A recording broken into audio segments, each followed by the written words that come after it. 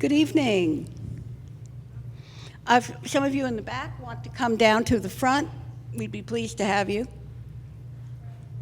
I'm Alice Bach, and for those who might not know me, I'm the Archbishop Hallinan Professor of Religious Studies, and I'm the director of the Hallinan Project for Peace and Social Justice. Tonight, I'm especially proud to be introducing to our community Ali Abunimah. He's the co-founder of Electronic Intifada. If you do not read this webzine every day, you should start tomorrow morning. Electronic Intifada covers issues involving Palestine and the rest of the Middle East, often from the perspective of those attempting to cast off oppression. Of course, there's superb analysis of the powerful in the region, too. Why is it so important to read these articles and perspectives? Because they don't appear in the lockstep American media. Ali Abunimah is also the author of One Country, a bold proposal to end the Israeli-Palestinian conflict. The book proposes to revive the idea of one state shared by two peoples. Abunimah's position is that the two-state solution to the Israel-Palestine conflict has no chance of being implemented and has been superseded by a de facto binational state. A state, of course, as we all know, is under Israeli control. Thus, he supports the creation of a single democratic state based on the equality of citizens and taking into account the legitimate concerns of Israel's Jewish population. These days, many of these ideas of Ali are considered the logical way to resolve the issues that hold Palestinians in thrall to their Israeli overlords. Simply put, peace follows in an environment of equality, freedom, and mutual respect. As the last 20 years of negotiations have shown, the protracted negotiations create distrust and animosity, and by every definition, the situation is much worse now than at the start of these negotiations. Nelson Mandela, when offered release from prison in exchange for renouncing violence, rejected release and said, quote, "Only free men can negotiate. Prisoners cannot enter into contracts." Essentially, a slave cannot negotiate with his master. His basic message, freedom is not negotiable. Just think, if Palestinian demand for statehood at the UN actually is accepted, if the occupied territories become a legally recognized state with all its obligations of security and peace and recognition of other UN members, both Israelis and Palestinians will have the hope of living normal lives. Yesterday morning, as I listened to President Obama preach at the United Nations, I was struck by the irony of his speech. My president, after promising a new affection for the Muslim world, is now forced by political pressures to support an occupying power against a people who ask only for statehood, a position that the US has stated they desire. And just a year ago, Obama stated that he hoped within a year Palestinians would achieve statehood. Why support Egypt and not Palestine? Why Libya and not the occupied Palestinian territories? While diplomats at the UN debated the Palestinian bid for statehood, I thought of my friends in Hebron every day on the front lines. The volunteers of the Christian Peacemaker team who walk children past angry settlers every day, trying to shield frightened 7- and 8-year-olds from bottles of urine hurled at them. Yeah. Stones and sticks, barbed words, and Israeli police who shield the illegal settlers who are rarely arrested for their violence. This summer, I was in the South Hebron Hills.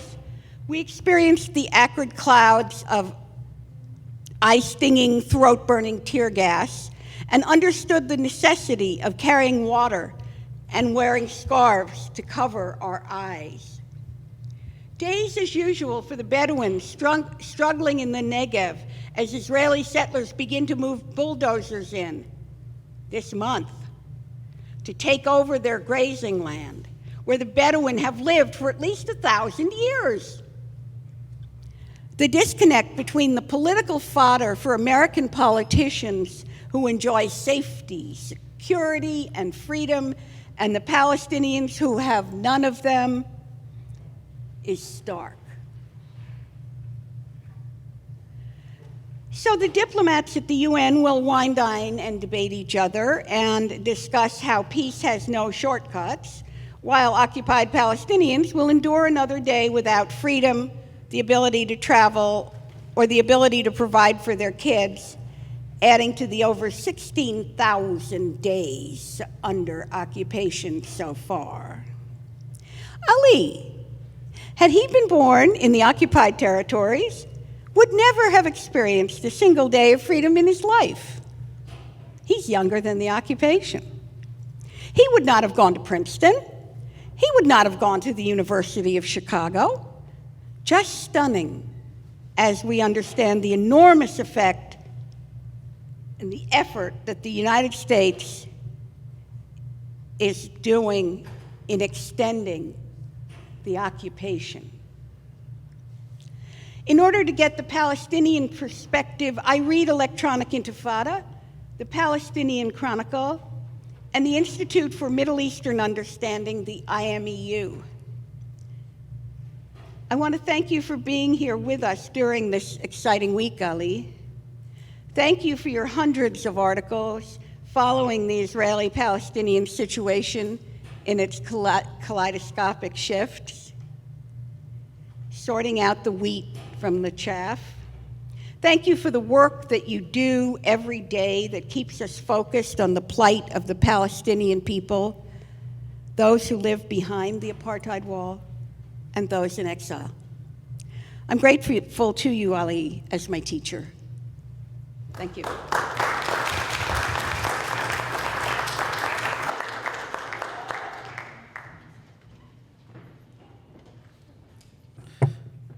Good evening, everyone, and thank you, Alice, for that beautiful introduction, very generous introduction, and for your effort to bring me back to Cleveland for the second time. And I remember being in this building, in this hall a few years ago, and gosh, I hope I have something new to say, because it seems that nothing much ever changes. Although we do live in a world of tremendous change and turmoil. Can I close this for now? All right. What I'm going to try and do is not speak for too terribly long, because I think we'll be able to have some very good discussion in a room this size with a good number of people for discussion. But try to talk about what I see as the current situation, where it's heading, and maybe we can try and figure out together what can be done about it. But of course, I'm here during a week when there is a lot of attention focused on Palestine and the Middle East, with all of the political theater going on in the United Nations. And just yesterday, of course, President Obama gave a big speech in the UN General Assembly, as the American president does every year. And this year it was in the context, of course, of the Arab uprisings that are ongoing, and at the same time, in the context of this UN bid by the Palestinian Authority that I'll say some more about in a few minutes. But what was so interesting about Obama's speech was how little it said about Palestine and the Palestinians. There was a lot of the usual cliches about seeking peace, about negotiations, about wanting a Palestinian state, but absolutely no detail about where this state would be and how we would get there, and particularly lacking a set of statements that are particularly lacking in credibility, given that there have been now 20 years of negotiations between the jailer and the jailed, the slave and the slave master, between the occupier and the occupied, and with the predictable result that nothing has come of it. In fact, you could say things are, as Alice said in the introduction, considerably worse, given that Palestinians are now corralled into even less of their land than they were 20 years ago, with far less freedom, either in the West Bank or in Gaza, which has been under a cruel and crushing siege now for more than 5 years, and Palestinians in Israel facing increasing discrimination and incitement and racism as well. But President Obama didn't say anything about that. He didn't say anything about the awful toll that Israeli military attacks have had and continue to have on Palestinians. But he said this: "Let us be honest with ourselves. Israel is surrounded by neighbors that have waged repeated wars against it. Israel's citizens have been killed by rockets fired at their houses and suicide bombs on their buses. Israel's children come of age knowing that throughout the region, other children are taught to hate them. Israel, a small country of less than 8 million people, look out at a world where leaders of much larger nations threaten to wipe it off the map. The Jewish people carry the burden of centuries of exile and persecution, and fresh memories of knowing that 6 million people were killed simply because of who they are. Those are facts that cannot be denied." Now, in choosing to emphasize only that history and ignoring the context in which we live, President Obama is doing something that has been done to Palestinians for many, many years, which is to erase their actual history and experience and to replace it exclusively with Jewish history. Jews were persecuted in Europe, and the Holocaust happened in Europe. It didn't happen in Palestine. And when Jews arrived in Palestine, initially, from Europe, they didn't come as victims of the Holocaust, they came as colonizers. And that was the experience of Palestinians, of being colonized, the way Africans were colonized, the way Native Americans were colonized, the way Native Canadians and Aborigines in Australia were colonized. This is the experience of Palestinians, and it can't be replaced with Jewish history. And it can't be trumped by Jewish history, no matter how awful and horrifying the suffering that Jews have experienced at the hands of European civilization. When Obama mentioned that Israel is surrounded by neighbors that have waged repeated wars against it, he neglected to mention that Israel is the country that has occupied the territory of its neighbors: Lebanon, Syria, Palestine, of course, Egypt, Jordan. Israel is the country that expelled people from those lands and settled its own settlers in them.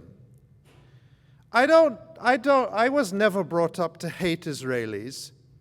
I've never met any Palestinian who was taught to hate Israeli children. This is simply a lie. It is the experience that Palestinians and other Arabs have had at the end of Israeli guns, at the wrong end of American-supplied weapons, that has taught Palestinians all they know about Israel. And all of this has been done with the support of the United States. And none of that changed in President Obama's UN speech. So this denial, this effort to replace Palestinian history, to erase it, and replace it with exclusively Jewish history, is really what has to end.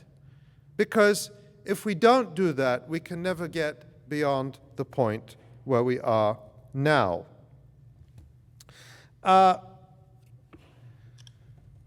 When you think about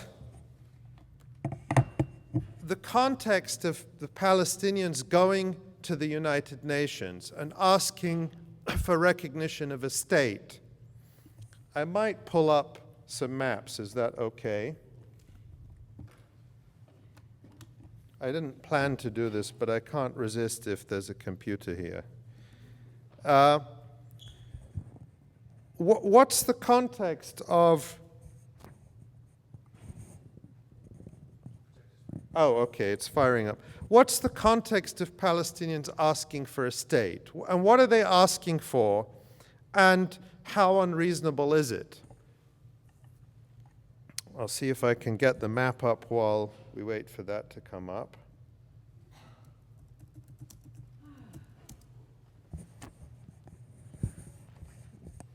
Oops. That should be a P here. I'm a Mac user, so I'm really bad with these things.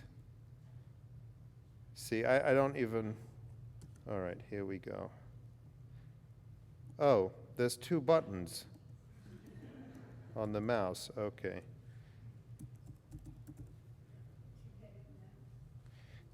I don't have any buttons on my mouse.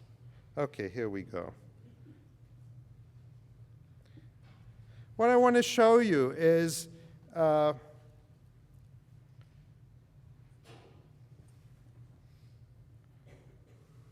2-finger scrolling. Here we go. It's suffering when you don't have your Mac. Okay, here we go. So just to give you an idea of what it is when Palestinians say they want a state. Is this how I make this bigger? There we go. This is historic Palestine, or at least the center of it. It continues down here into a kind of dagger shape, which is very important because that's the area where Bedouin, which Alice mentioned, are currently being ethnically cleansed from, what's now called southern Israel, but Palestinians know as the Naqab.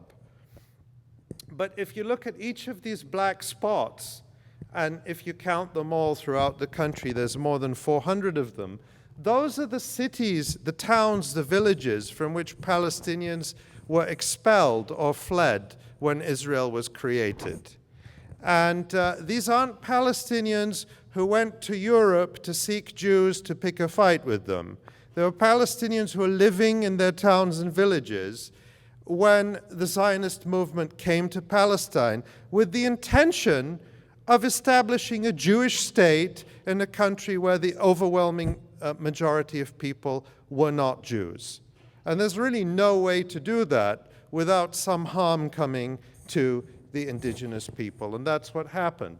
So after 1948, what was left was these little shards of Palestine, the West Bank and Gaza, and eventually Palestinians said, well, we'll accept a state in just those tiny little areas. And after 20 years of negotiating, let's see if we can... Here's the most recent, good enough.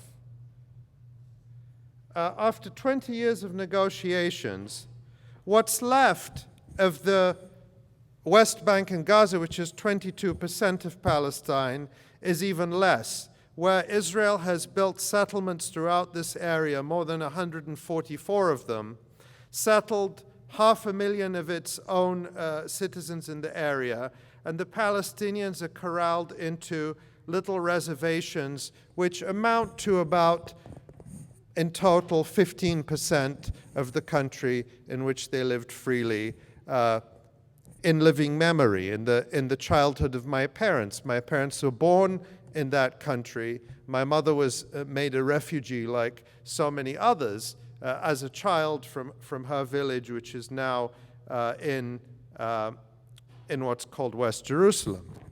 And so for 20 years, Palestinians have been negotiating, and Israel has been eating up the land. And I probably said this last time I was here. I like this example.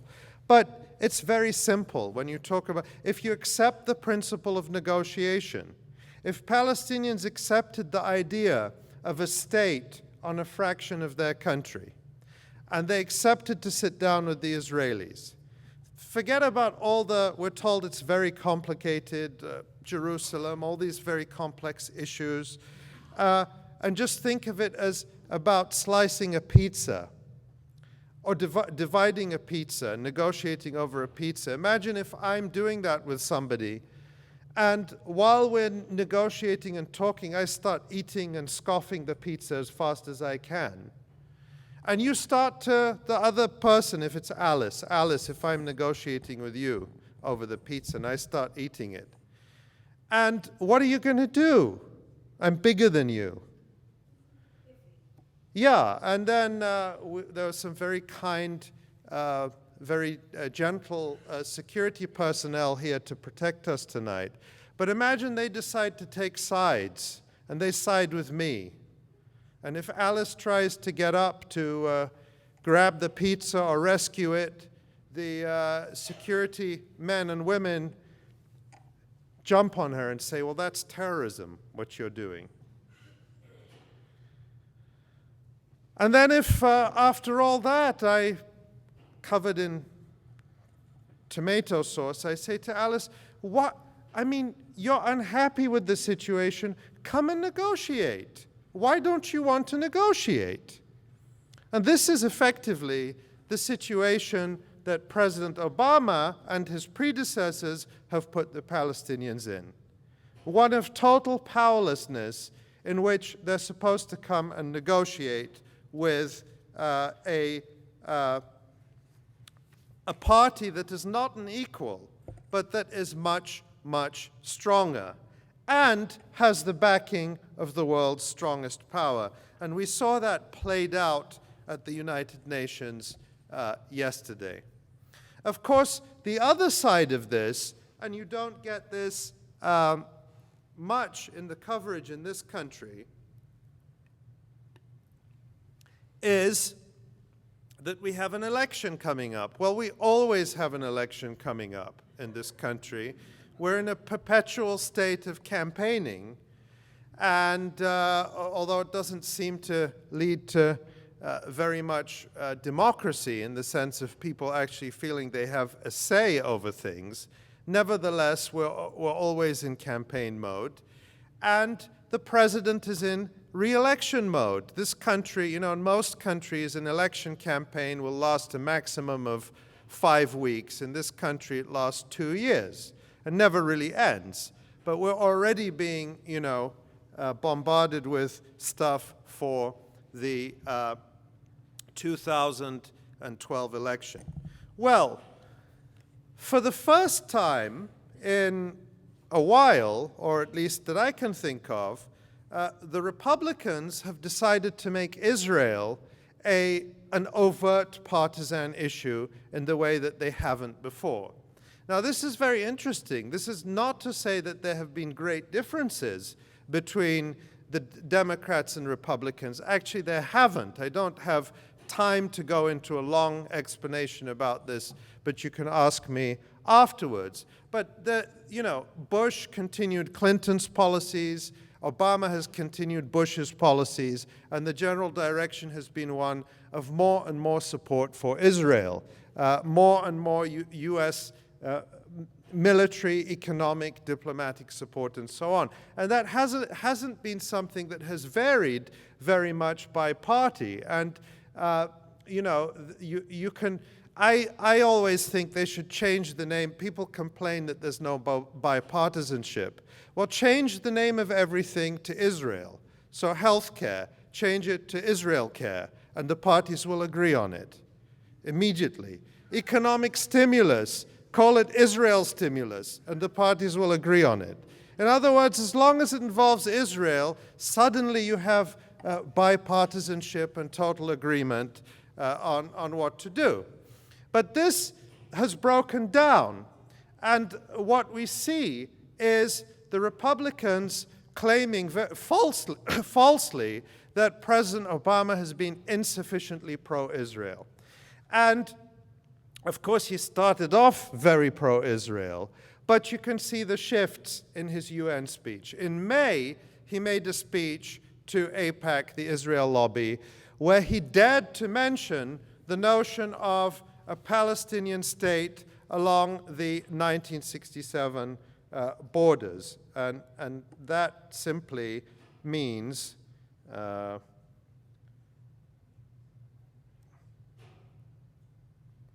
here we go. This is, I know some of you know this very well, but for others it might be new.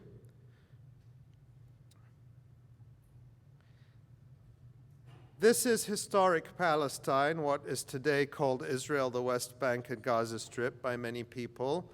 And in 1948, Israel was established on this gray area, which I showed you the other map, which showed all the Palestinian towns and villages that had to be destroyed and their populations expelled for Israel to come into existence. And then in 1967, Israel occupied the rest of Palestine, the West Bank and Gaza. And as I mentioned, the Palestinians agreed on this far-reaching, unprecedented offer to accept a state on just a fifth of their country, the West Bank and Gaza. And Israel said, this is too much. We also want to settle that, put our settlers there, take much of that land, and so on. But in May, President Obama dared to mention the 1967 line, not as the line between Israel and the putative Palestinian state, but the basis for negotiations. The idea being that Israel would then get to annex all sorts of pieces of the West Bank. So the principle of the peace process being what's Israel's, what Israel already took is Israel's, and what the Palestinians are prepared to settle for is divisible. And the Palestinians still have to negotiate for a little piece of what's left. Now, when he mentioned the 1967 lines, all heck broke loose. And the Republicans and the Israel lobby and quite a few Democrats went into a frenzy about he's selling Israel down the river, and Israel cannot possibly survive on only 78% of historic Palestine and must have more. Well, in the speech yesterday in the United Nations, President Obama didn't make that mistake. He didn't mention the 1967 lines. He said the following.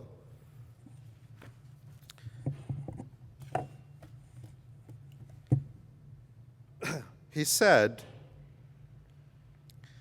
that Palestinians deserve to know the territorial basis of their state, the most vague formulation possible, and they still don't know what it might be. So what you get then is a situation where the notion of a peace process brokered by the United States, which can lead to its stated goal of two states living side by side in peace, is a complete fantasy. It has no basis in reality. It has no political chance, and we've seen that in the first 2 years of the Obama administration, which came for many people with a lot of expectation that he was going to be the president who finally changes the direction of the United States on this issue. And what we got instead was a complete surrender to the supporters of Israel. And you see this reflected not only in the policies, but in every level of policy making, where it was reported in Politico that Susan Rice, the U.S. ambassador to the United Nations, not Condoleezza Rice, Susan Rice, her successor, met at her home in New York a few days ago with the top leaders of the country's top pro-Israel organizations to brief them about what the United States was doing to stop this Palestinian request for UN membership. This is extraordinary. This is bizarre. In any other situation, it would be considered a scandal. Of course, and this is an administration that has seldom, in fact, I cannot think of any occasion where any administration official, let alone a top official, has been willing to meet with Palestinians or Arab Americans or broader communities concerned about these issues to discuss its policies with them. Just doesn't do it. There's no parallel on the other side. If you look at the policy-making staff, to be involved in policy-making on the Middle East, to get in the door, you have to be a very active and avid partisan of Israel. At every level. You look at the top Middle East envoy now, Dennis Ross, someone who's been in the revolving door of administration after administration, somebody who was a former employee of AIPAC, the main Israel lobby. This is like making, the top lobbyist for tobacco the Secretary of Health or the Surgeon General. It's exactly like that. But we don't talk about it. It's considered a taboo, although it's breaking down. Even Tom Friedman, in a column in the New York Times 2 days ago, finally mentioned the power and influence of the Israel lobby in distorting our politics in this country on this issue.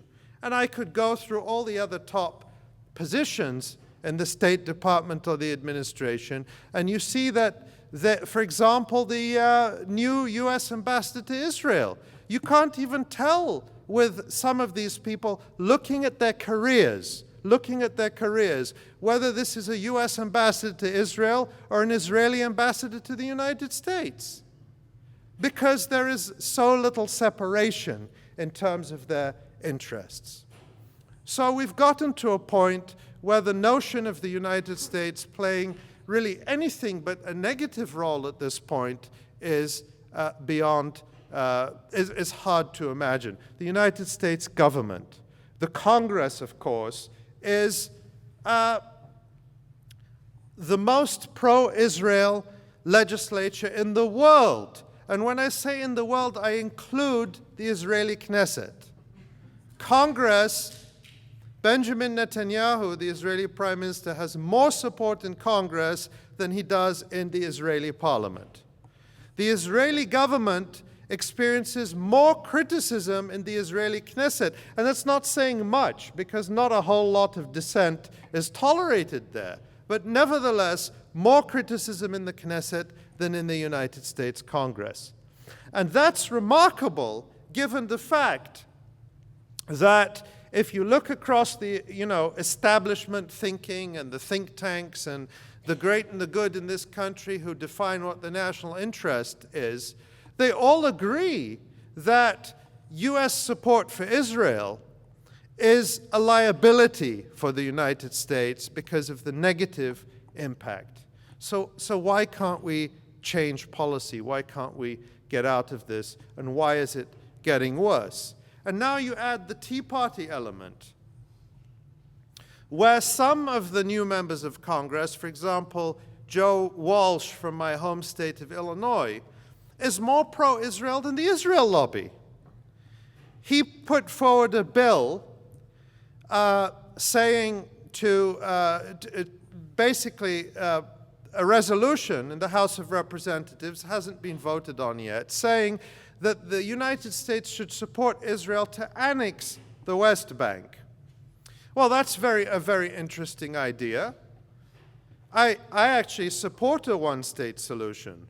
But the question is, what kind of annexation is this? Is it one where the 3 million Palestinians living there are to be like African Americans under Jim Crow, before the Civil Rights Movement, before the Voting Rights Act, and to live under Israeli rule but with no votes, no political rights, no civil rights? Or is Joe Walsh, United States Congressman, suggesting that Israel extend the vote to everyone in the territories it annexes? Well, I asked him this question on Twitter. He's a very avid Twitter user, and so am I. And many other people did. We couldn't get an answer from him. Simple question, straightforward democracy 101. Would all the people in the territory you propose that Israel annexes have equal rights and a vote? No answer. So this is the state of our politics. And it's brought us, I think, to a situation where we need to stop looking at the diplomatic charade and the games in the United Nations. Because let's face it, even if the United Nations were to vote unanimously to make Palestine a member state, well, this state of Palestine is an imaginary state. It's not one that exists. It's one that people would like to see exist, but in reality, it wouldn't change anything.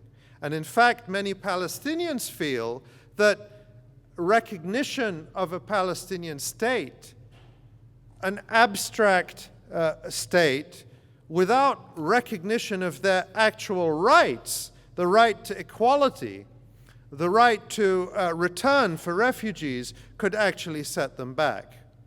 So that's been the debate among Palestinians.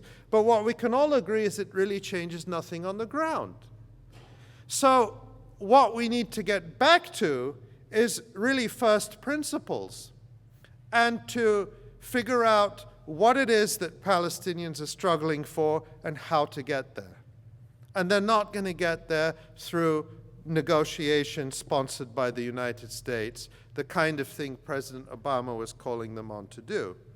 And Palestinians have been engaging in that reassessment and rebuilding their approach to what it is they're seeking.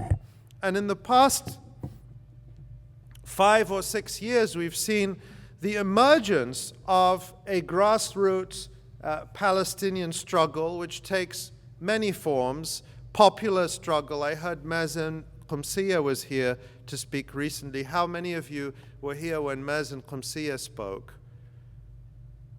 A few of you, but Mazen Qumsiyeh is a Palestinian who lives in Bethlehem, who is also an American, who went back to Bethlehem a few years ago, and who's written a brilliant book on Palestinian popular struggle, non-violent struggle, but he insists we call it popular resistance. And one of the, when we were driving through the beautiful park here, what's the name of the park? Rockefeller Park. And there's a statue of Mahatma Gandhi.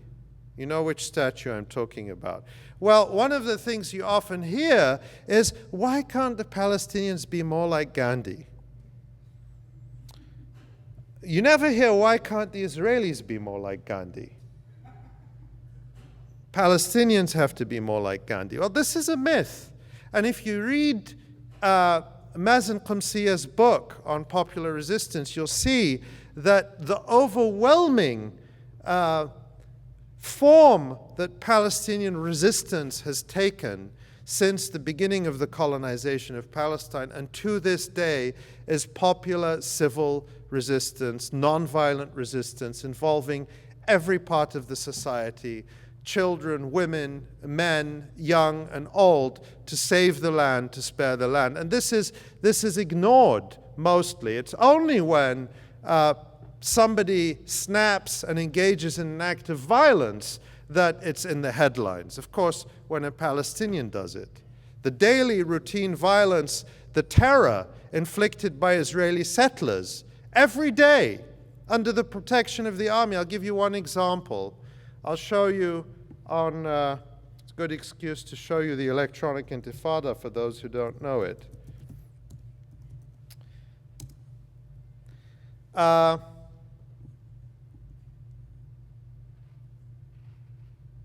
Well, we're very proud that some of our best writers are, this, by the way, this picture, just to tell you, something you can go back and look at.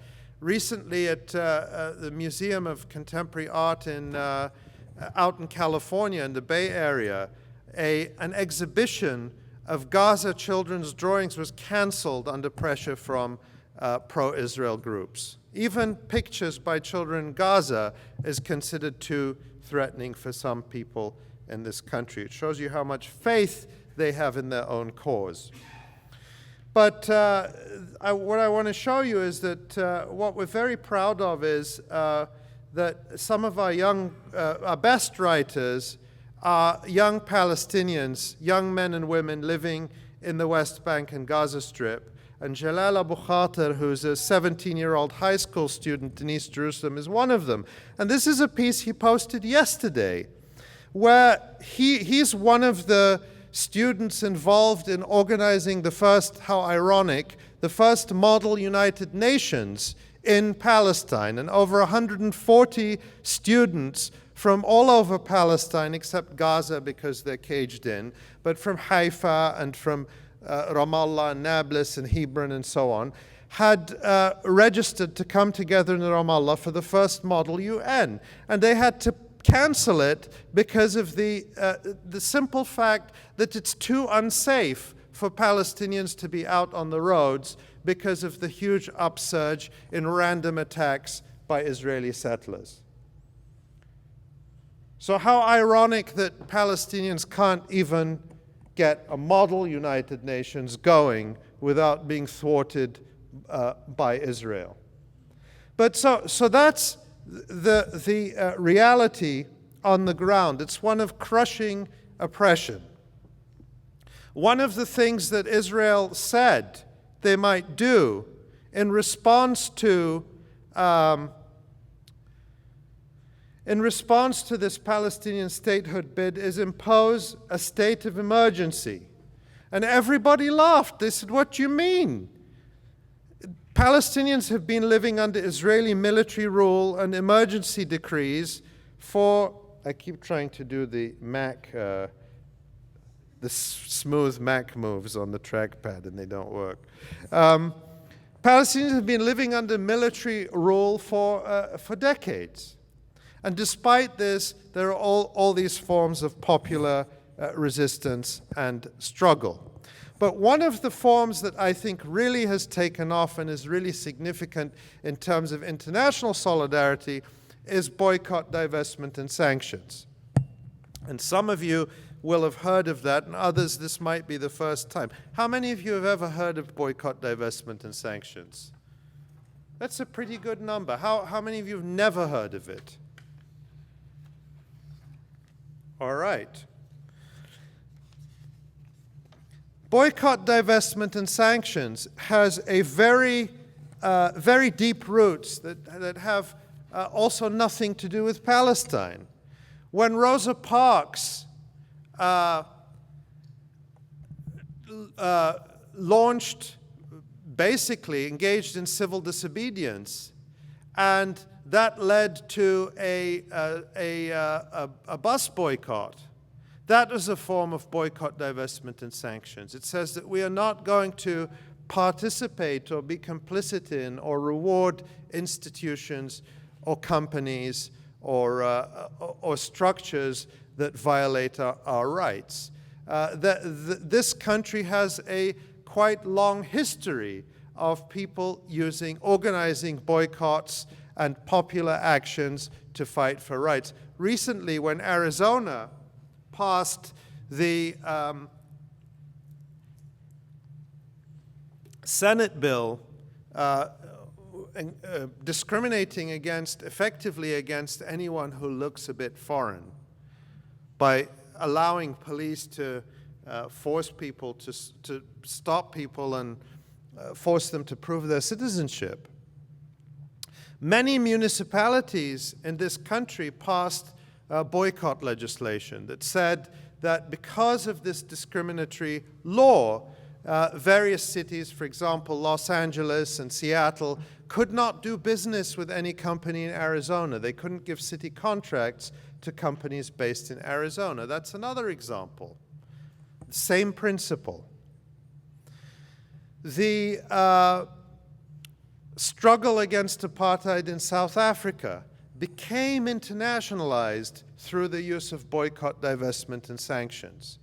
When South Africans in 1955 said to the world that we are living under a system of racial oppression that must end, and we call on you to impose boycotts, to divest, and government sanctions on South Africa until such time as it ends apartheid. And it took many decades. It took 25 years for this call to really be heard around the world. And it wasn't until I was a teenager in the 1980s that boycotting South Africa, South African goods, South African sports teams, South African institutions became commonplace. And that struggle had to be waged in this country.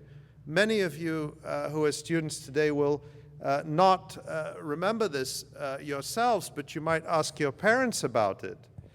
That it was, the Reagan administration was very much against sanctions on South Africa.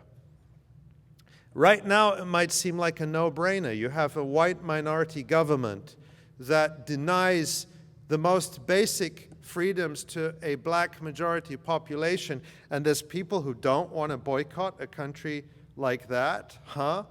Well, at the time, what we were told was constructive engagement. That was the euphemism for endless negotiations that don't go anywhere. Exactly what Palestinians are being told now. And instead, Palestinian civil society, inspired by the example, particularly of South Africa, but others, has called on people around the world to engage in boycott, divestment, and sanctions. And for those who don't know the history, Palestinian civil society issued what's called the Palestinian Civil Society Call for Boycott, Divestment, and Sanctions in 2005. It's one of the most widely endorsed campaigns across Palestinian civil society by student groups, trade unions, virtually every political party across the political spectrum, professional groups, and so on. And basically what it says is that people around the world should impose broad-based boycotts, divestment initiatives, and call for sanctions on Israel until Israel recognizes the Palestinian people's inalienable right to self-determination and respects international law, and in particular in three respects. It ends its occupation and colonization of Palestinian land, and in fact all Arab land occupied in 1967. I don't know if I can go back to the map.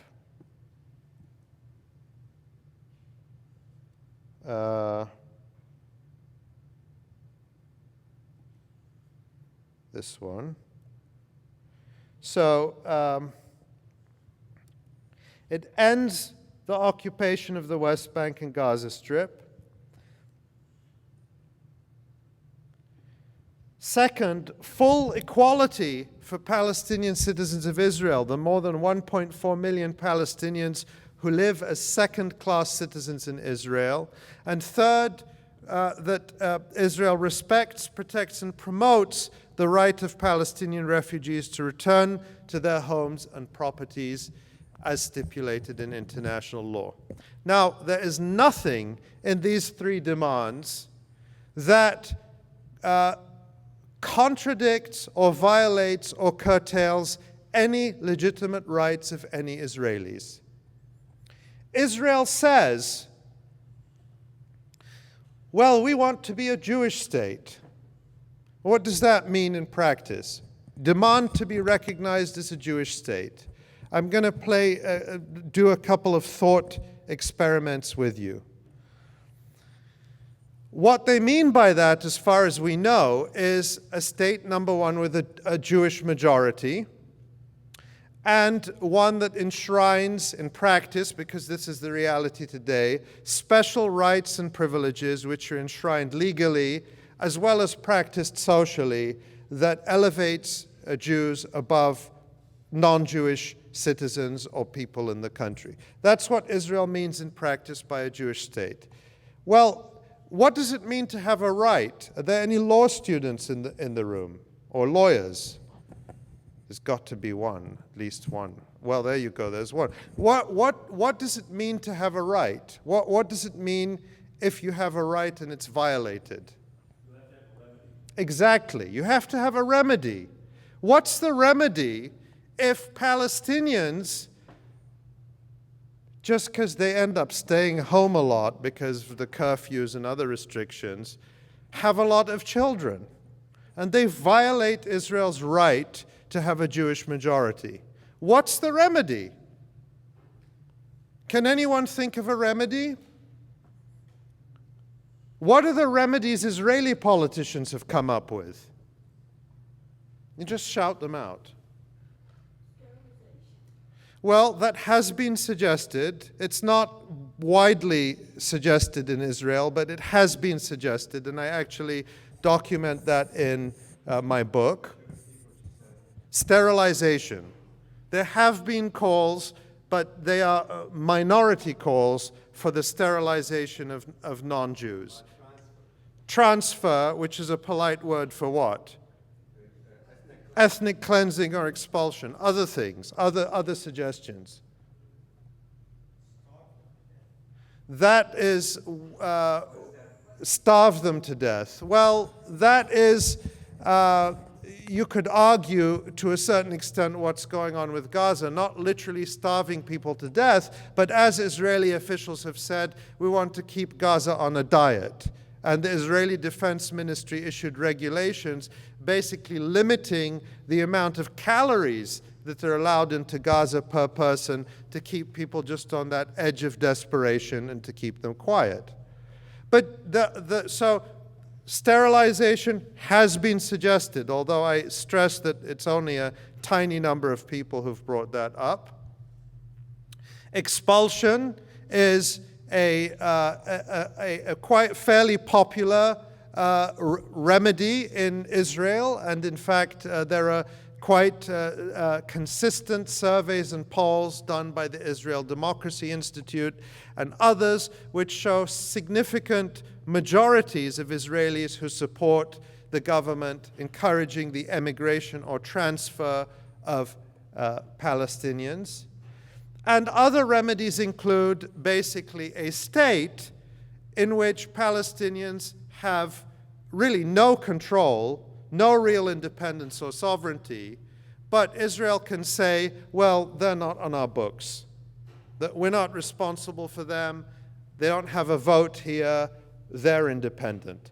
And this is exactly what apartheid South Africa tried to do with the Bantustans. So this comes to the question, the Bantustans, of course, were, this is, since we have the miracle of the internet, Wikipedia, isn't it great? Let's see if there's a map here.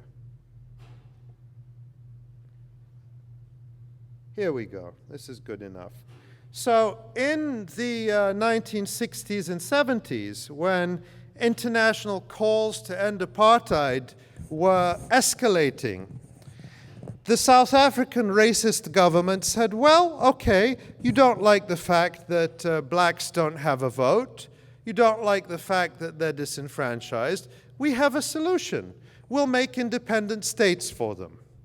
And South Africa created what it called Bantustans, which were nominally independent states on a fraction of the territory of South Africa, and they were supposedly the native lands of black South Africans, but in reality, millions of people were forced out of the cities and other areas and forcibly displaced to the Bantustans. They were desperately poor. They had no real independence or sovereignty, and South Africa said, yay, congratulations, you're independent now. And this is exactly what many Palestinians fear Israel has in store for them when it talks about a Palestinian state. So this comes to a question that I've been asked a lot in recent days, which is, well, if, I've been out there saying I have real problems with this Palestinian UN bid, and other Palestinians have been saying it carries all sorts of dangers and risks, and people have been saying to me, well, if it's so bad for Palestinians, why is Israel so dead set against it? If Israel is so opposed to it, it must be good, right? I don't think that follows. Because I think the reason Israel is against it is tactical. Because even this Israeli government has said, look, we're prepared to recognize a Palestinian state, but what this state will look like, we will decide. And it won't get recognition for free. So recognition has to come at a very high price. Palestinians giving up their right to return. This state really having no territory. The Israeli notion of Palestinian statehood is a Palestinian government that has responsibility and control over human bodies, but not over land. Israel maintains overall control of the land. And it has no control over its airspace, its resources, its water, and so on and so forth. So Israel doesn't want UN recognition for a Palestinian state or to give its own recognition until it has extracted those things from the Palestinians. And that is at the root of, I believe, of the Israeli opposition. So, in this reality, Palestinians are saying, we don't want a Bantustan. We don't want to live as second-class citizens in an apartheid state. We don't want to be expelled. We want equal rights. And equal rights doesn't threaten any legitimate Israeli right, because the right to be a Jewish state is not a legitimate right, because there is no legitimate remedy if that so-called right is violated. There is no remedy that does not violate the most fundamental tenets of human rights and universal human rights. There isn't one. I challenge anybody to think of a remedy that doesn't just make your skin crawl and that doesn't dehumanize the people who are considered surplus to requirements because they threaten the so-called Jewish majority. And what we've reached today is a situation where, in reality, I didn't do anything. All right. In reality, all right, I think I probably opened a zillion windows here, but we'll go back to this one. Already in historic Palestine, or Israel, the West Bank and Gaza Strip, or Eretz Israel, or whatever you want to call it, doesn't change the reality on the ground. That already today, the population balance between Israeli Jews and Palestinians is at parity, and if anything, Palestinians may be a slight majority. And the implications of this, even President Clinton recognized. President Obama, in May in his speech to AIPAC, when he said, "Here are the facts we must all confront. First, the number of Palestinians living west of the Jordan River is growing rapidly and fundamentally shaping the demographic realities of both Israel and the Palestinian territories. This will make it harder and harder without a peace deal to maintain Israel as both a Jewish and a democratic state." That's the reality. And there isn't going to be a peace deal along the lines that President Obama says he wants, and he's done more than anything to help make sure of that with his latest twists and turns. And there isn't really a division of the land that can be called anywhere just. So Palestinians now have shifted the struggle to equal rights. In principle, the BDS call does not take a position on one state or two. It says we want equal rights for Palestinians everywhere. We want an end to the situation that says a Palestinian can't come home just because she isn't a Jew. And this could be in one state or two states or 10, but none of those states are going to be states that discriminate against Palestinians. So, looking forward in the next couple of years, I think we're going to see a fundamental reshaping of the struggle towards one that focuses on equal rights for Palestinians throughout the country. It's a struggle that will be hard for the United States and others to stop, because it will require really standing against the most fundamental democratic principles which this country claims it stands for. And it will be one, I think, that will gain growing support around the world.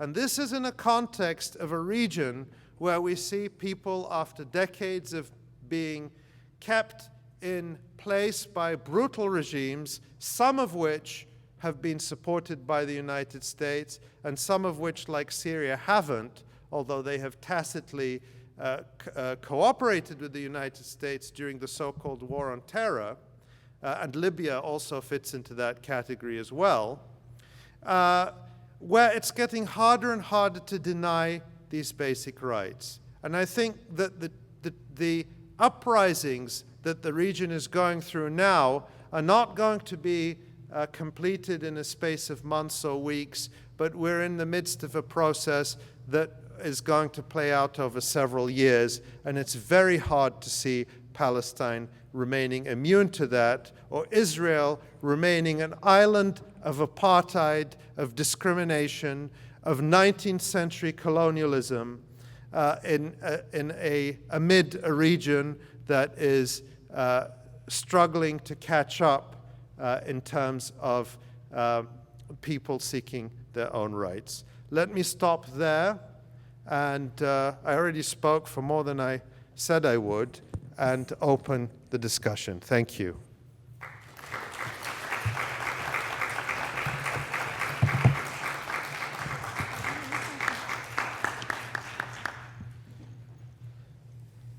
Thank you, Ali. We do have time for questions, and we also, after the Q&A session, we will have some light refreshments outside this hall, but do not let the excitement of having refreshments stop you from asking questions.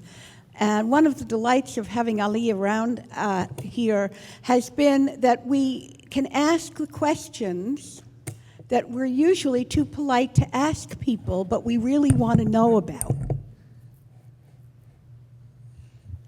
I want to thank you for your talk. I really enjoyed it and learned a lot. Thank you. And I want to welcome you again in Cleveland.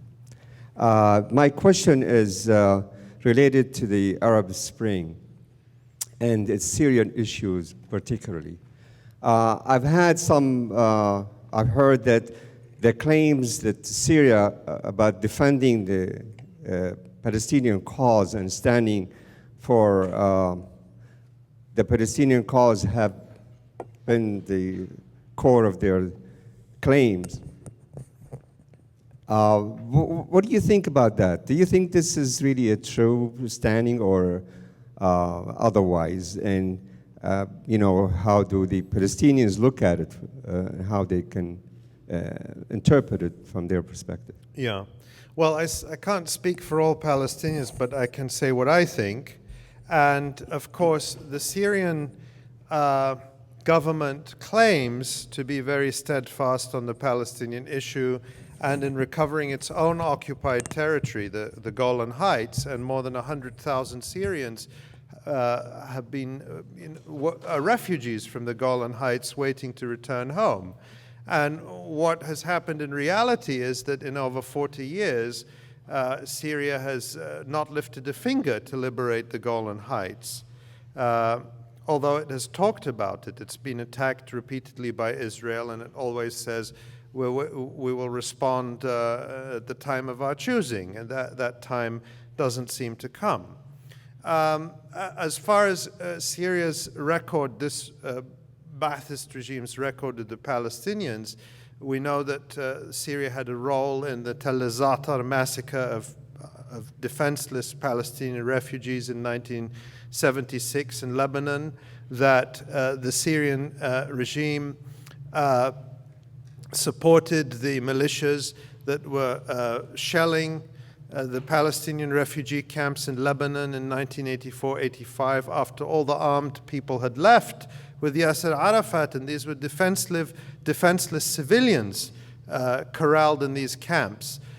So nobody should have any romantic notion that the Syrian regime under the Assad family has played a particularly edifying role in support of the Palestinian cause. And recently, we've seen them making all sorts of rhetorical signs of willingness to, by accepting the UN initiative of the Palestinian Authority, effectively recognizing Israel on 78% of Palestine.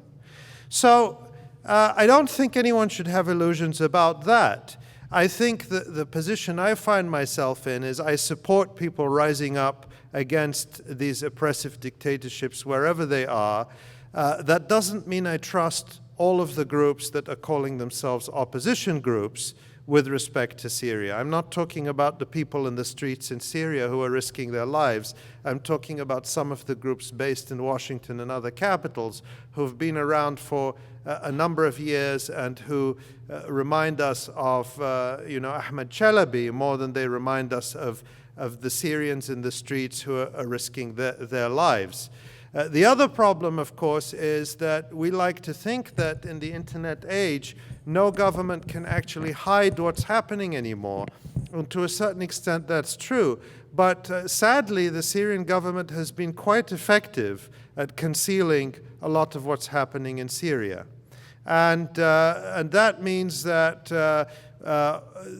some misinformation has filled the void, but at the same time, some real information of the brutality of the regime has been coming out. And I think that the uncertainty the regime managed to create through this quite strict censorship has made a lot of people quite reserved about taking positions compared with some of the other countries.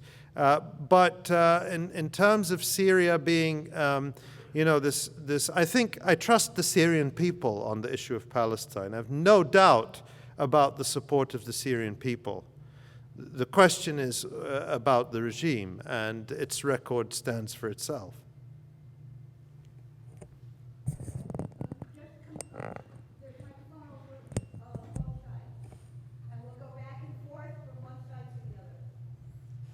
Thank you for your remarks. How would you gauge the level of and quality of activism amongst the Palestinian American community? If you had your ideals, what would you be asking them to do? What are they doing right? What do they need to do better? And how engaged are they? And what kind of impact can they have from a realistic perspective? That's a great question. Well, I want to say that some of the young people are doing a tremendous job with tremendous courage. And right now, as we speak, and I'm waiting, I have my phone on, I'm waiting for a text, because right now a jury is in deliberation in Orange County, California, in the trial of the Irvine 11. Actually, this 10 students, because the charges against one were dismissed. And we've been covering them. We have our reporter, Nora Barrows-Friedman, who's there on the scene. And I'll just pull up one of the stories, just so you can see and maybe read it when you go home. But this is really a shocking story, and it tells us how really miserable things have become in this country in terms of the most basic rights we're all taught in civics class in grade school.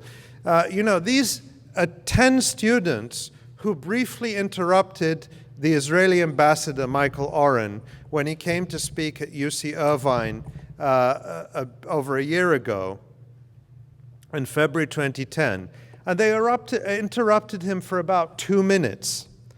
And they were suspended by the university. And by the way, just full disclosure, they were inspired by a protest that I took part in, personally, when Ehud Olmert, the former Israeli prime minister, came to the University of Chicago a few months before. And we were in an auditorium more than two times the size. This is a huge room, but it was about 2 or 3 times this size, and it was packed.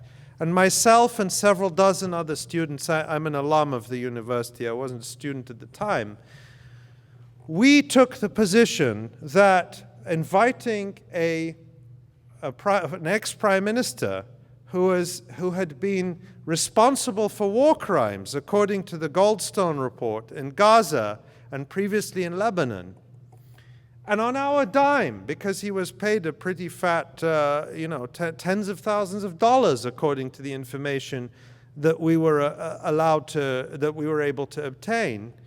And also, the title of the lecture was the King Abdullah II Leadership Lecture. In addition to the war crimes charges or accusations, Olmert was at that time on trial for corruption in Israel. So for all these reasons, we didn't think it was appropriate for him to come to the University of Chicago. And especially in a setting where the university disingenuously said, well, free speech and academic discussion and all that, but they banned media from the room. Everyone who registered for the event received a notice by email saying that no cameras, no recording equipment, no media. This was at the request of the speaker. This is at a university that prides itself on free speech. The very fine security gentlemen and women who are here are asking, what happens if there are protests or protest signs? I don't mind if people if they come in with signs. It doesn't bother me.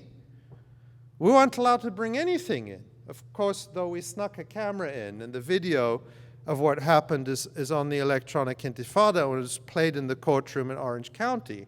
But the point I want to make here is that, and the point we made that day, is that war crimes are not a form of free expression. A university is not obligated to give a platform to someone accused of war crimes. And if he wants to defend himself, he can do that at the International Criminal Court in The Hague, but not on our dime and our time at the University of Chicago.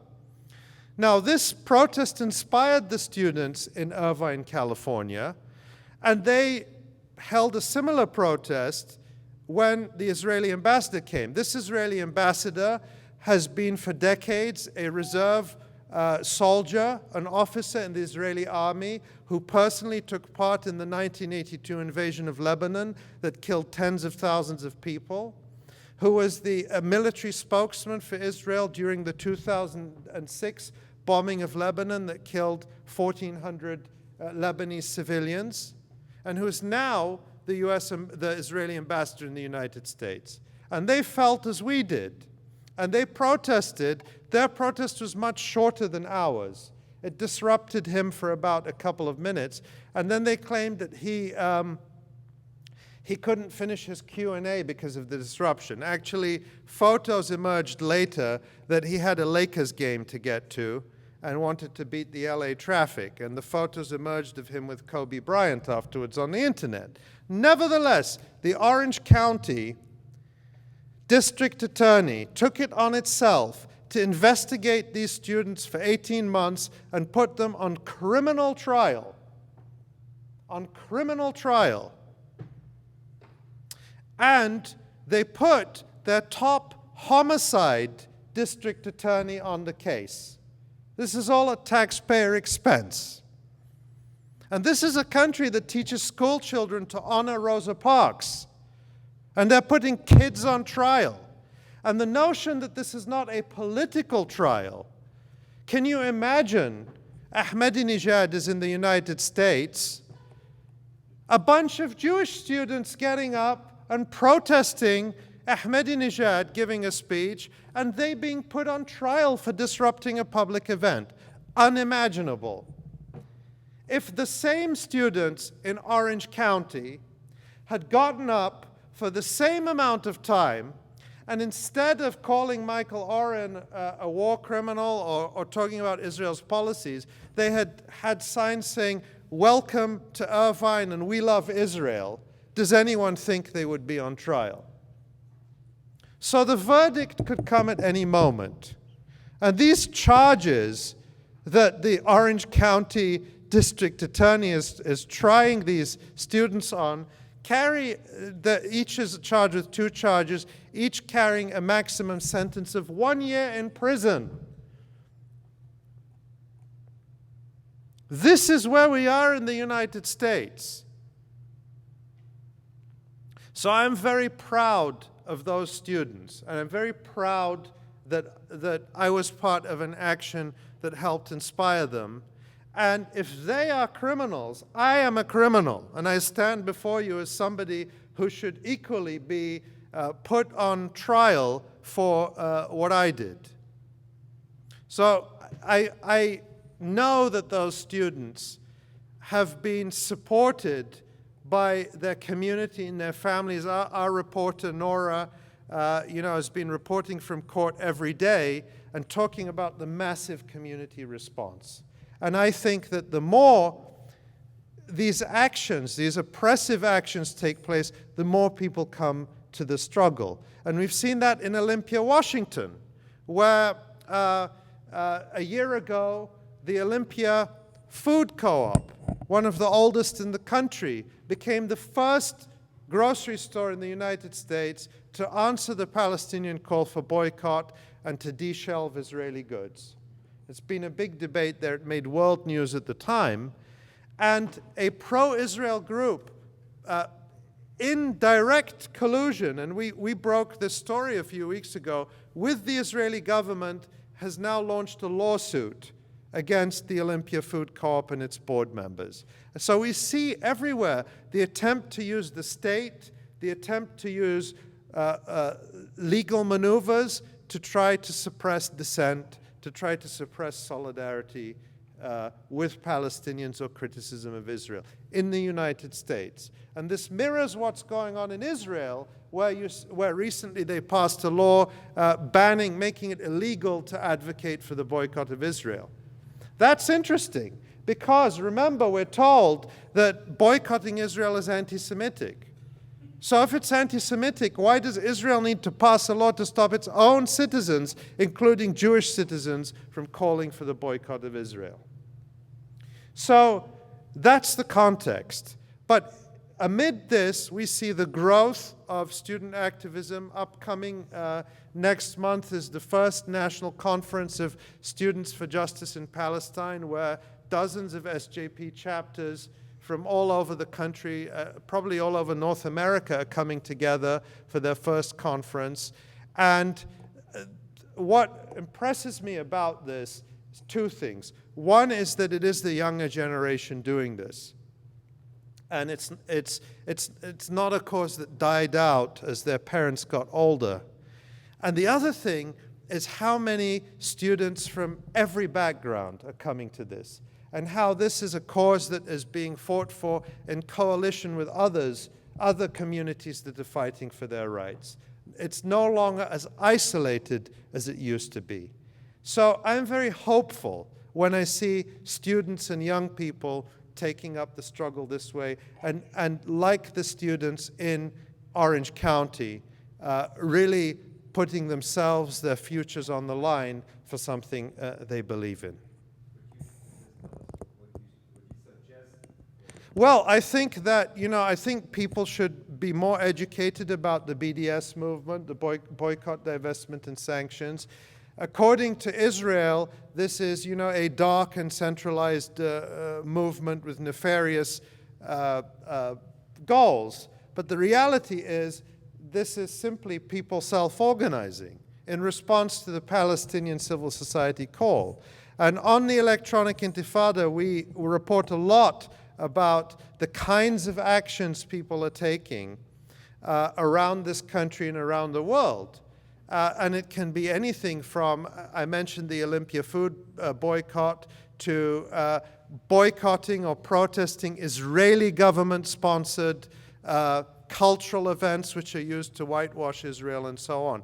And to really be educated about it, I think, is the first part, and then to start to actually take action along these lines. I would, clearly that is for much taller human beings.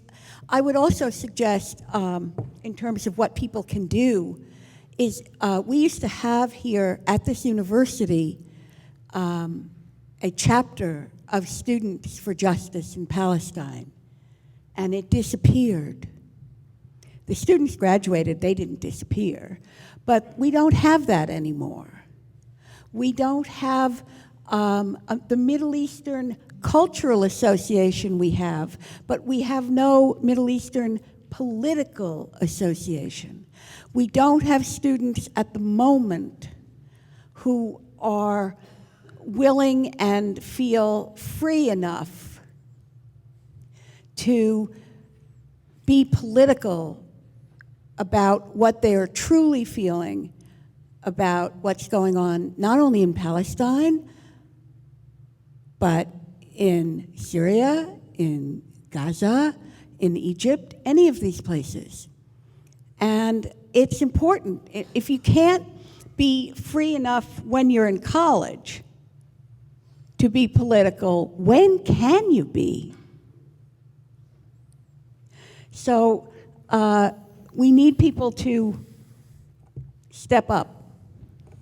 And there'll be faculty around to support you, and faculty around to scare you.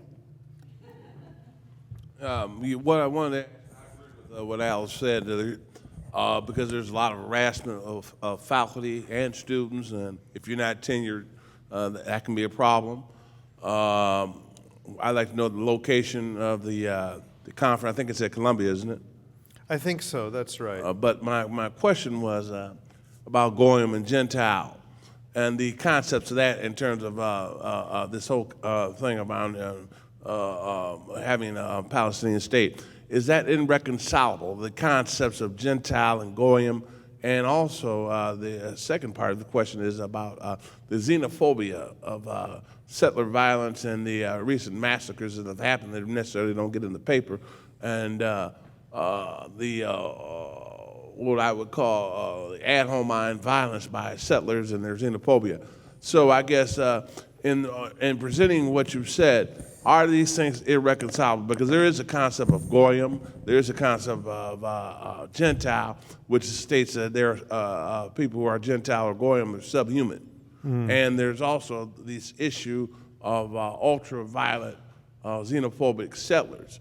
Could you elaborate on those concepts in terms of reconciliation or Yes. irreconciliation or negotiations? Yes, that's a very good question. I just want to let you know, I just got a text from Nora Barrows-Friedman who says that just heard from the clerk that the jury adjourned for the day and will be back tomorrow. This is now the third day of deliberations, jury deliberations on this case. Incredible. Just incredible. And the resources that the government is spending on that. Your question, the racism of the settlers, the racism of the Israeli state is pretty unambiguous at this point. You don't have to dig very far to see it. The contrast between how Israel is presented in the United States by government officials about, Israel being a vibrant democracy and shared values and all of this is belied by a reality that is really plain for all to see of increasing racism, apartheid, discrimination, xenophobia, settler violence, and a discourse that treats Palestinians and other non-Jews as you put it, subhuman. Now, what I reject is any notion that there's something inherent in Judaism or Jewish people that makes that the case. This has nothing to do with religion and nothing to do with Judaism.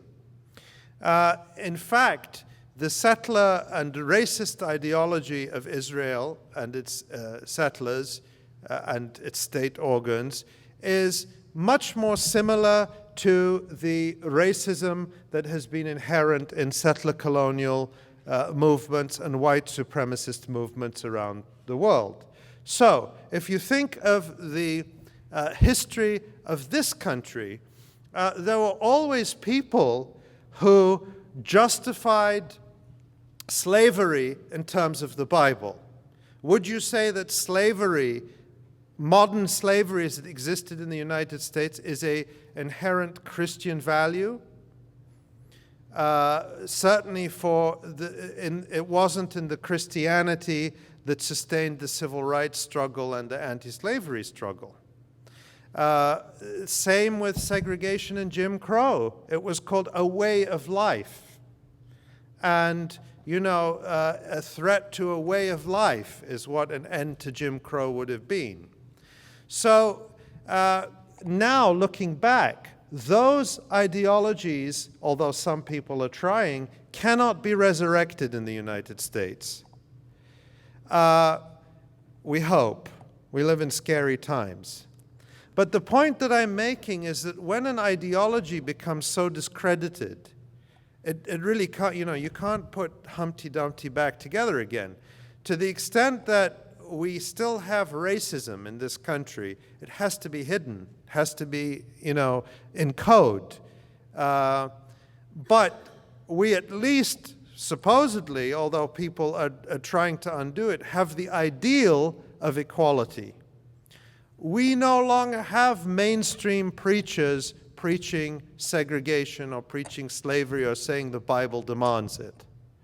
So I want to make that parallel to Israel. The same was true in South Africa, where the Dutch Reformed Church, which is the main church in South Africa, was the main justifier of apartheid, claiming biblical authority for that racist system, until the Dutch Reformed Church apologized in, I think, about 1985 or 1986.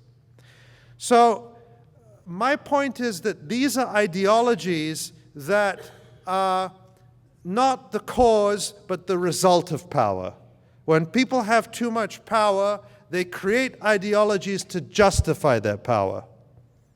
And so I don't think you can persuade Israeli settlers that they're wrong by sitting down and having a conversation with them. And the premise of the BDS movement says that we don't try to persuade them by having dialogue circles with them, because that's not going to work. We attack their sources of power. And when the playing field is more equal, then, by some miracle, all of a sudden they start to revise their ideologies, because they're no longer immune. So I'm making this long argument to point out that Israel, I think, is a classic case of settler colonialism, and the treatment is the same. It's to take away the privilege of the settlers and to make everyone equal. You can't appease white supremacists. Now, when you have a system where you take away the privilege, does that mean you've changed every heart and mind? Certainly not. In this country, we haven't. But you no longer allow those people to decide the fate of others. And that's why I am hopeful, I remain optimistic that transformation is possible, despite these racist and religious ideologies that seem so deeply ingrained. We do, I gather, have a couple more questions. The questions are going to have to be short. Take them together.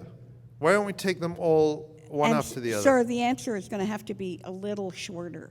Right, but that's why I'm saying take them together so that so that way everyone gets to ask their question. But and then what I'll if be they're short.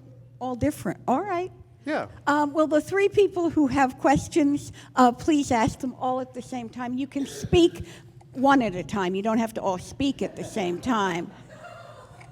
And the other good news is that when we have our delicious light refreshments, we also have some books for sale. And I think Ali Abunimah would be glad to sign one for you, so you could look important, throw it on your coffee table. And they will also be in the back of the hall, okay? So, go. Okay. I think you could, by the way, make a stronger claim about the current state of Israel's relationship to Judaism. I think you could say it's a betrayal of Judaism, but that's another discussion and of its social justice tradition. My question's really simple. When I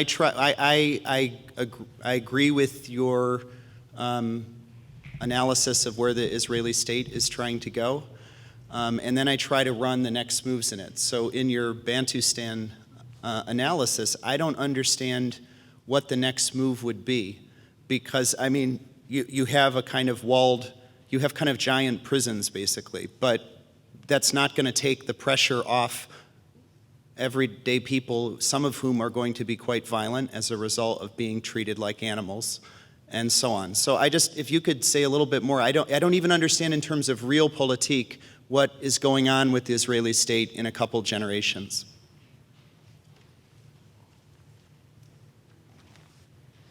I think you're brilliant, and I'm so glad that you came here today. Contrary to the international community's perception of equal rights, parity, and assimilation for blacks, do you think that perhaps the reason that the U.S. is reluctant or unable to negotiate a legitimate peace agreement in the Middle East is because of its inherent failure to reconcile the quasi-military apartheid occupation, gentrification, and ethnic cleansing imposed on black Americans in this country? Your expose of Palestinian theater bears a strong resemblance to the colonial-style theater employed against black Americans in this community in states, cities nationwide. So I'd be interested to hear your remarks.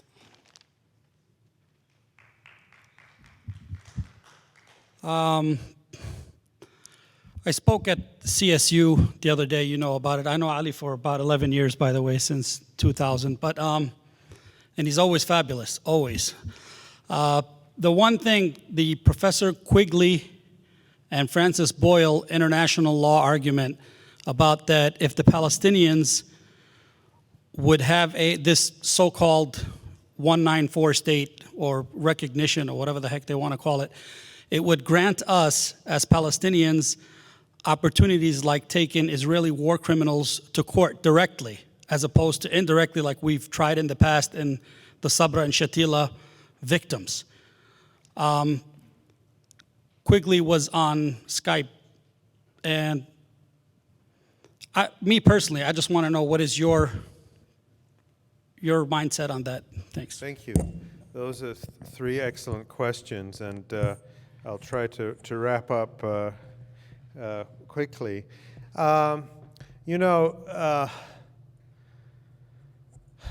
Is Israel a betrayal of Judaism? I mean, some people go further and say that Zionism is a form of anti-Semitism because the thing that Zionism shares with classical anti-Semitism is the belief that Jews should be removed from Europe and removed from other places where they live and gathered together in what effectively is a ghetto. And the Zionist state's denigration of what has come to be called diaspora Jewish culture is legendary. The suppression of Yiddish culture, the suppression of Arab Jewish culture, and its replacement with a modern and synthetic Hebrew culture can be seen as a form of really destruction of the diversity and heterogeneity of Jewish culture. So I think that's a discussion that has to be had. And of course, Israel, you know, we must never make the mistake of blaming Jews generally or individually for Israel's actions, because to do so would be falling into the trap that Israel wants us to fall into, because Israel claims to be the state of the Jewish people, not of its citizens. Not the state of 1.4 million Palestinian citizens of Israel, but the state of Jews in New Zealand and New Jersey and Montreal, before the state of the native people who are born there who don't happen to be Jewish. And that makes it unique in the world. So we mustn't fall for that trap of blaming Jews for Israel's actions just because Israel claims to speak for all Jews without asking them. I thought that your comment was very profound, and I can't help but reflect on the horrible atrocity of the execution of Troy Davis yesterday, which I think reflects on the cruelty, the mercilessness of this country, of its so-called criminal justice system, which warehouses millions of people. As much as we talk about human rights, no other country in the world has such, in absolute numbers or as a percentage of its population, so many people behind bars. And when you look at who that is, it is disproportionately the poor, people of color, people who have never had a fair chance in life in this supposed land of the free. And so how far we are from the ideal that we teach children in civics class, in primary school. And that's the reality of this country. It's a country where the first black president doesn't dare speak out for the rights of black people because he's too afraid of what the racists will say. It's a country where, where it's not a coincidence that the United States and a small group of other so-called Western countries are the ones boycotting, and who have always boycotted and boycotting now, the Durban Conference Against Racism, the UN conference, and boycotting it because of two issues. One is Israel, and the other is reparations for slavery. The United States still does not want to have a discussion about reparations for slavery after 150 years. We've never had any reparations in this country. We've never had a reckoning. The idea was you say, okay, slavery is over, now everyone is equal, swim. And we're still living with the legacy of that in this country, and I think it is a political discourse, an economy and political institutions that still dehumanize black people and people of color systematically.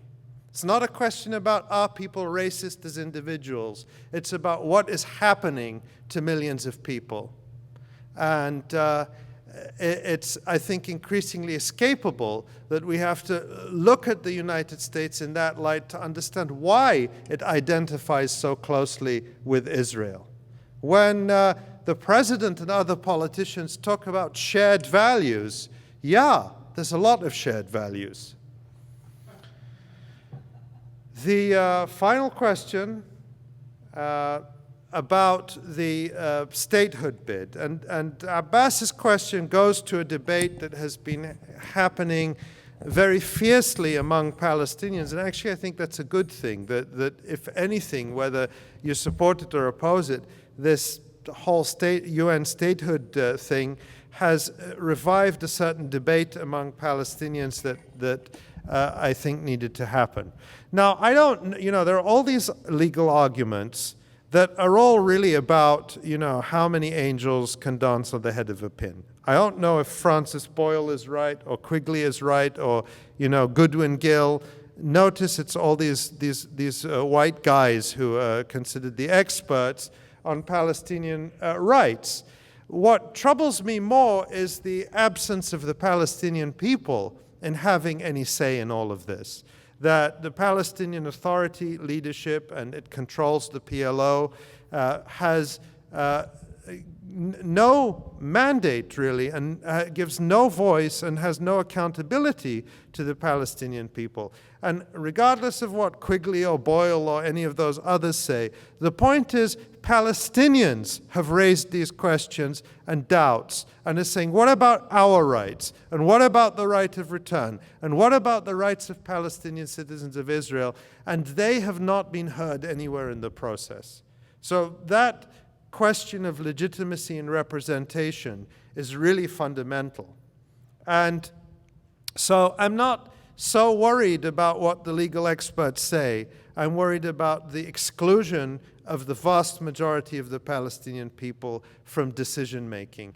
And I think that Palestinians have a real challenge to try to restore some legitimacy and representativeness and accountability to their decision-making bodies. A very hard challenge, but one that I think we can't escape.